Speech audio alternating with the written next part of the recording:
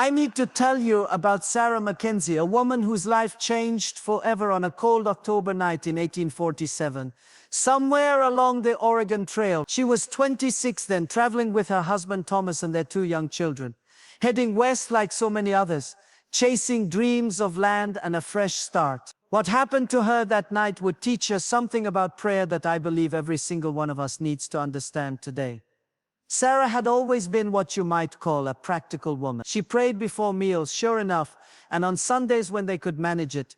But prayer for her was mostly a formality, something you did because it was proper, because it was expected. She'd grown up in a Methodist household back in Missouri, where her father ran a small general store, and prayer was as routine as sweeping the floors or counting the till at the end of the day. The wagon train they joined was led by Captain James Morrison, a weathered man in his 50s who'd made the journey west 4 times before. There were 37 wagons in all, carrying families from Missouri, Illinois, and Kentucky, each one loaded down with everything they owned and dreams of what they hoped to build in Oregon territory. Sarah's wagon carried her grandmother's china wrapped in quilts, Thomas's blacksmith tools, seeds for their future garden, and the family Bible that had belonged to her grandfather. For the first month of travel, everything seemed to go according to plan. The weather held fair, the oxen stayed healthy, and the children, little Mary, who was 8, and Samuel, who was just 5, adapted to trail life better than Sarah had dared to hope. They'd fall asleep each night to the sound of the wind across the prairie, and wake to the smell of coffee brewing over open fires. Thomas would harness the oxen while Sarah packed their bedding and prepared a quick breakfast of biscuits and whatever meat they had left from the previous day's hunting. But as they pushed deeper into the wilderness beyond the last outposts of civilization, something began to change in Sarah. Maybe it was the vastness of the landscape, those endless skies that seemed to stretch into eternity, or maybe it was the way the prairie wind carried sounds from so far away that you couldn't tell if what you were hearing was real or imagined. She started paying attention to things she'd never noticed before, like how quiet it got just before dawn, or how the stars seemed close enough to pluck from the sky. One evening, as they were camped along the Platte River, an old woman named Esther Whitman approached Sarah by their campfire. Esther was traveling with her son's family, heading to Oregon to live out her remaining years with her daughter-in-law and grandchildren. She was probably 70 if she was a day, but her eyes were sharp as a hawk's, and she moved with the kind of quiet confidence that comes from having weathered more storms than most people could imagine. "I've been watching you, child," Esther said, settling herself on a log near the fire. "You're carrying more than just household goods in that wagon of yours." Sarah looked up from mending one of Samuel's shirts. "I'm not sure what you mean, Mrs. Whitman. You're carrying worry," Esther said simply. "I can see it in the way you watch the horizon, in how you check on your children 3 times every night, in how you count and recount your supplies. You're trying to control things that are beyond your control, and it's wearing you down." Now Sarah had always prided herself on being self-sufficient. She could cook over an open fire, tend to sick children, help Thomas with the heavy work when needed, and keep her family's spirits up when the going got tough. She didn't much like being told she was anything less than capable. "I'm managing just fine, thank you," she replied, perhaps a bit more sharply than she intended. Esther smiled, and there was no judgment in it, just understanding. "I'm sure you are, dear, but managing and trusting are 2 different things entirely. I learned that lesson the hard way, back in 34 when my husband died of cholera and left me with 3 children and a failing farm. I spent 2 years trying to manage everything by myself, trying to be strong enough and smart enough and tough enough to handle whatever life threw at me. Nearly killed me with the effort." She paused, poking at the fire with a stick, sending sparks up into the darkening sky. "It wasn't until I learned to really pray, not just recite words but truly pray, that things began to change. Not change in the way I wanted them to change, mind you, but change in the way they needed to change." Sarah set down her mending. There was something in the old woman's voice that made her want to listen, despite her natural inclination toward independence. "What do you mean by truly pray?"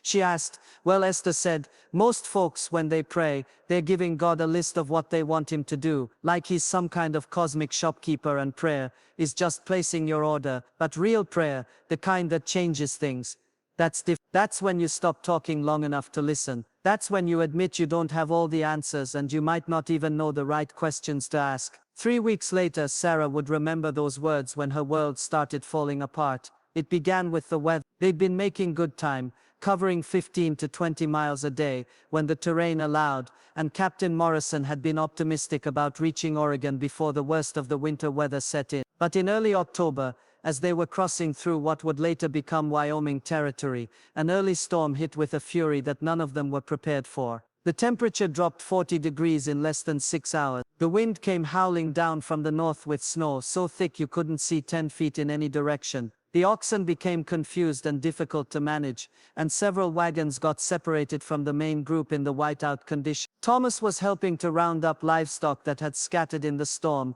when his horse stepped into a gopher hole and threw him hard against a boulder. Sarah heard the commotion and came running through the snow to find her husband unconscious, blood seeping from a gash on his head, his left leg bent at an angle that made her stomach turn. They managed to get him back to their wagon, where Sarah did what she could with their limited medical supplies. She cleaned the head wound and bandaged it, but the leg was clearly broken, and badly. Dr. Patterson, the only medical man in their group, took one look and shook his head grimly. "It's a bad break, Mrs. Mackenzie," he told her quietly outside the wagon where Thomas couldn't hear. "Even under the best circumstances, with proper facilities, this would be a difficult injury. Out here," he didn't finish the sentence, but he didn't need to.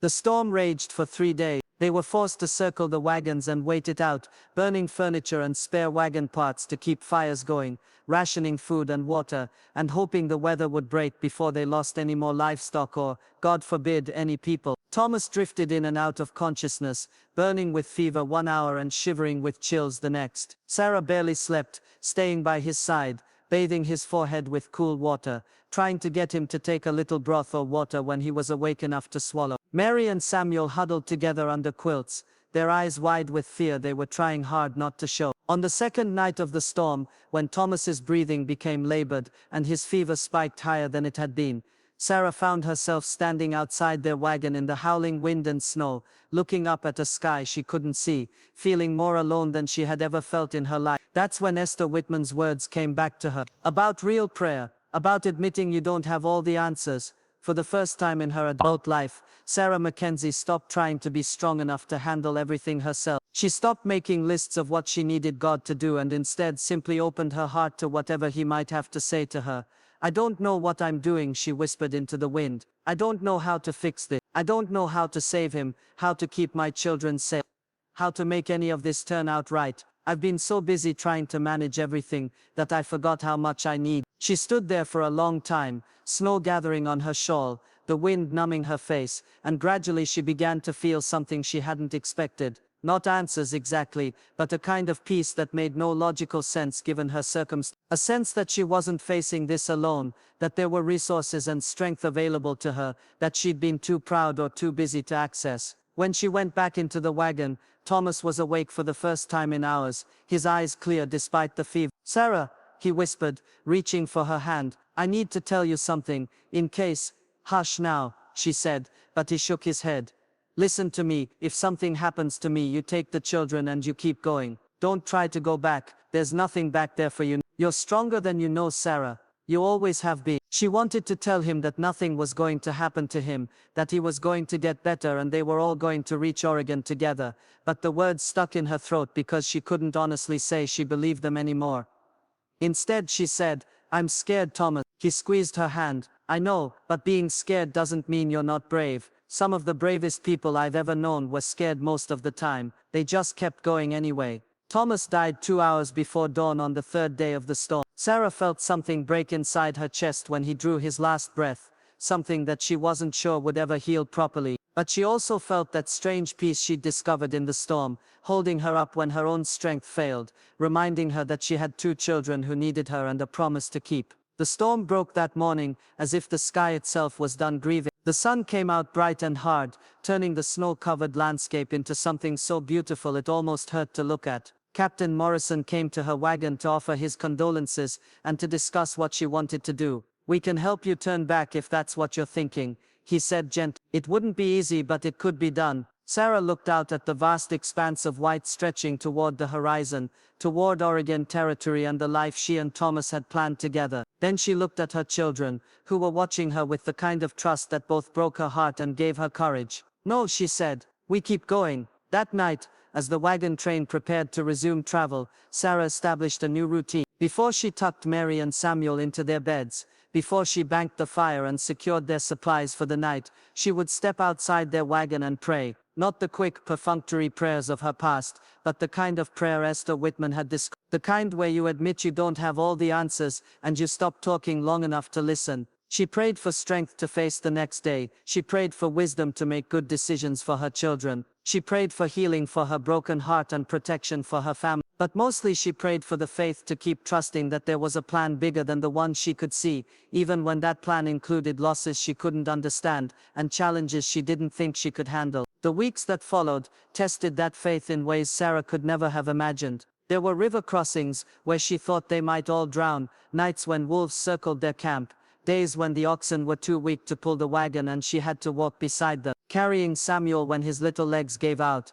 encouraging Mary to keep putting one foot in front of the other, even when they could see nothing ahead but more of the same endless trail. There were times when other families in the wagon train looked at her with pity, whispering among themselves about the widow woman trying to make it on her own with two small children. Some of them offered to take Mary and Samuel, to raise them as their own when they reached Oregon. And Sarah had to fight down the voice in her head that whispered maybe they'd be better off, maybe she was being selfish trying to keep them when she couldn't even be sure she could provide for them properly. But each night when she stepped out under those vast western skies to pray, she felt that peace again, not the absence of worry or fear, but something deeper and stronger that held her steady when everything else was uncertain. A sense that she was exactly where she was supposed to be, doing exactly what she was supposed to be doing, even when she couldn't see how it was all going to work out. One evening in late October, as they were camped in a valley that would later become part of Idaho Territory, Esther Whitman approached Sarah's campfire again. The old woman looked older than she had at the beginning of the journey, worn down by the trail like all of them, but her eyes were still sharp and kind. "You've learned something, haven't you, child?" she said, settling herself on the familiar log. Sarah looked up from the beans she was stirring. "I've learned that I don't know nearly as much as I thought I did." "That's the beginning of wisdom," Esther said with a smile. "What else?" "I've learned that being strong doesn't mean handling everything by yourself. It means knowing when to ask for help and being willing to admit when you're in over your head." And Sarah was quiet for a moment, thinking, "I've learned that prayer isn't about getting God to do what I want him to do. It's about opening myself up to whatever he wants to do through me, even when I can't see the whole picture." Esther nodded slowly. "Especially when you can't see the whole picture. Faith isn't about having all the answers, Sarah. It's about trusting that there are answers, even when you can't see them." "But how do you keep trusting when everything falls apart?" Sarah asked. "How do you keep believing when the people you love die and the future you planned disappears and you don't know if you're making the right choices for your children?" "You take it one day at a time," Esther said simply. "You pray every night, not because prayer magically fixes everything, but because it reminds you that you're not facing any of it alone. You trust that the same God who put those stars in the sky and who gets the sun up every morning knows what he's doing with your life, even when you don't." 3 days later, they crested a hill and saw the Columbia River Valley spread out below them, golden in the afternoon light, and Sarah knew they were going to make it. Not just survive but truly make it. She was going to build a life for herself and her children in this new country. It wouldn't be the life she had planned with Thomas, but it would be a good life, a meaningful life, because she had learned something on this journey that she couldn't have learned any other way. She had learned that there is a kind of prayer that changes everything, not by changing your circumstances, but by changing you. The kind of prayer that admits your need and opens your heart to possibilities you couldn't have imagined. The kind of prayer that transforms fear into faith. Not because the scary things go away, but because you discover resources of strength and peace that you didn't know you had. When they finally reached Oregon City in November, Sarah found work as a seamstress and eventually opened a small shop. Mary grew up to become a teacher, and Samuel became a carpenter like his father had been. Sarah never remarried, though she had opportunities. She said she had learned to be content with the life God had given her, and that contentment was worth more than gold. But the most important thing she did in those Oregon years was teach her children, and eventually her grandchildren, about the kind of prayer that had sustained her through the darkest time of her life. She taught them that every night, before you go to sleep, you should take time to honestly bring your fears and your hopes to God, not as demands but as offerings, and then be still long enough to receive whatever peace, or guidance or strength, He wants to give you. Never go to sleep without praying, she would tell them, not the kind of prayer that just recites words, but the kind that opens your heart to whatever God wants to do in your life. Because you never know what tomorrow might bring, and you never know when you might need strength that's bigger than your own. Sarah Mackenzie lived to be 83 years old, and those who knew her said she had a peace about her that didn't come from having an easy life. Because her life certainly wasn't easy. It came from having learned, on a wagon train crossing the American wilderness, that there is a kind of prayer that connects you to resources of strength and peace that are always available, even in the darkest of times, if you're humble enough to ask for them and quiet enough to receive them. The prayer that changes everything is the prayer that changes